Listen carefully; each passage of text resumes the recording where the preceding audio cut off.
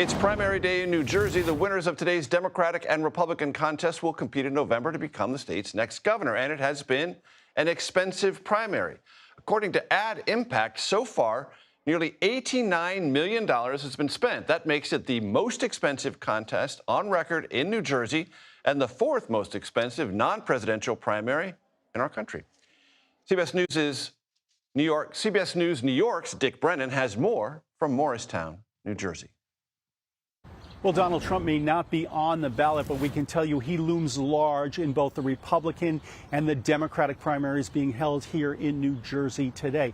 Now, on the Republican side, the president has endorsed Jack Ciattarelli. Ciattarelli ran in the last go-around here for governor. He came within 3 points of unseating the incumbent, Phil Murphy, and that's considered quite the accomplishment here in New Jersey. In the meantime, 2 other Republicans are going against Ciattarelli in the primary today.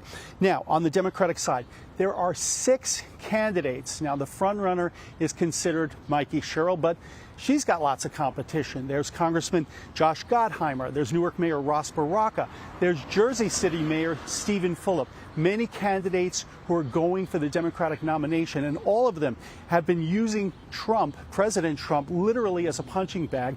Gottheimer had a commercial where he was boxing with the president. So they all want to prove they're the toughest person to take on President Trump. In the meantime, immigration has been an issue here, too. Mayor Baraka was arrested outside an ICE facility, and ultimately the charges were dropped, but the issue does loom large. In the meantime, across the U.S., there are only 2 gubernatorial races. We know this one in New Jersey, another in Virginia. President Trump has made it very clear he wants to win badly in New Jersey. He wants that governor's race, and we all expect this to go down to the wire in November. We're in Morristown, New Jersey. Dick Brennan, CBSN. Joining me for analysis here at the family table, Rina Shah, who served as a senior advisor to several Republicans in Congress, and Hyma, who served as Chief of Staff to DNC Chair Jamie Harrison and is now at Cornerstone Public Affairs. Great to have you both here at the family table. Rina, let me ask you, what do you think the stakes are in New Jersey, and how closely are Republicans gauging that race for prospects in the midterms the year next? Well, anytime you've got this crowded field, you've got very high stakes, of course. And what the Republicans see here is a fractured field of Democrats. And they're not wrong. They've smelled blood in the water here, but it's a reliably blue state and has been forever.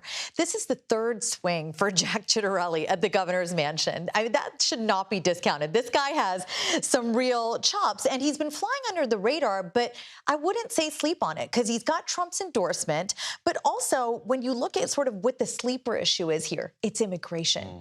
You know, Ross Baraka, with that stunt, many call it, at the detention center, really shows how divisive this is for Democrats. And I think the million-dollar question that's been asked every day of the week here is that, can the party balance progressive ideals with suburban swing voters' concerns? Well, let's ask Hyma about that. I mean, I think Rina's right. I think that's the thesis of the question right now for Democrats in New Jersey. What kind of party, what kind of candidate does New Jersey want to see? Is it going to be one of those moderate candidates? And what kind of post-primary unity will there be? I mean, look, you know, Donald Trump did much better last year than he did in 2020. So that's going to be something looming over New Jersey. Mikey Sherrill, who's a congresswoman here in D.C., she is doing really well, and she's a moderate. But you have people like Josh Gottheimer, who responds well to that type of moderate politics, but others like Ross Baraka, who's the mayor of Newark, he's a progressive and he's a liberal. And so I think for Democrats, this is a real bellwether to see how the party is going to respond to these issues like immigration, issues like suburban,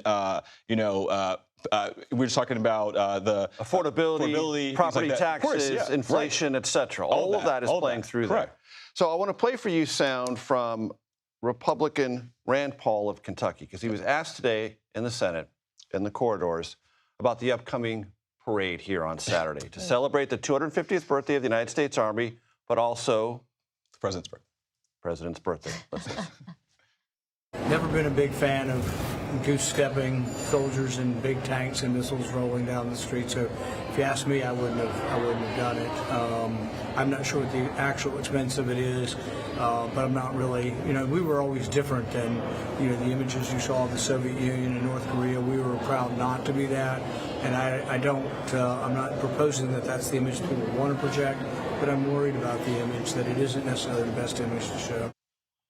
So the estimated price tag, about $40 million. And I'm sure that Rand Paul was not implying that the soldiers who will be involved this weekend will be goose-stepping, but he's talking about big, showy military parades in other places that we used to regard as something inconsistent with American values.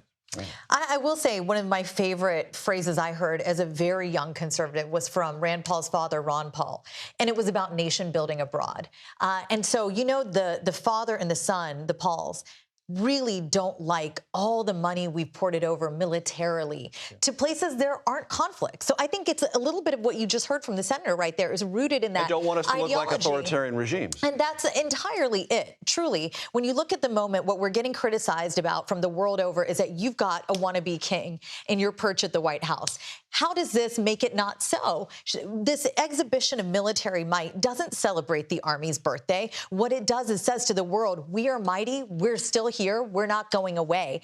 And oh, by the way, we've got a very strong leader, so be scared of us. Yeah. I'm not really sure that's the message we ought to be sending in the year 2025. When, again, back to father and son Paul, who I very much have always admired in many ways, back to their thing, let's look inward and solve some of the problems with all that money. Hyma, quickly on that. Look, I think a lot of Americans agree with the senator, and I think what I've seen over the last few weeks is this senator, Rand Paul, has been not afraid to step outside of his party when it comes to budget, when it comes to this parade. And so I think, I'm not sure what he's planning to do in the next couple of years, but I think Rand Paul is laying down a blueprint for how we talk about these things in this time.